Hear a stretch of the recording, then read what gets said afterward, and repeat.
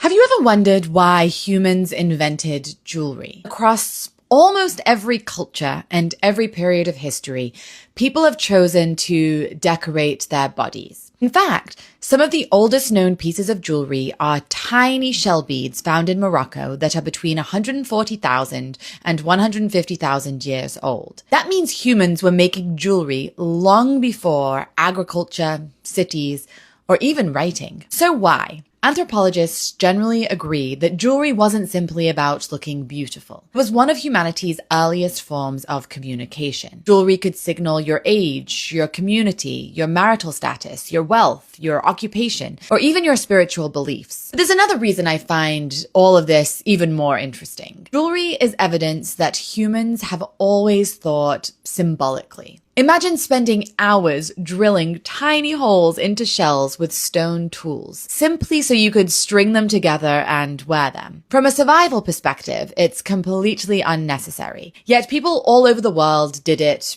anyway. And this tells us something quite profound about our species. Humans don't just make practical things. We make meaningful things. We create symbols and tell stories through objects. We use this material culture to express identity and to strengthen social bonds. And in many ways, we still do exactly the same thing today. We wear a wedding ring that tells a story before we even say a word. We keep a necklace from our travels. We inherit our grandmother's earrings. We wear a friendship bracelet or a university ring or some kind of family heirloom. Materials may have changed,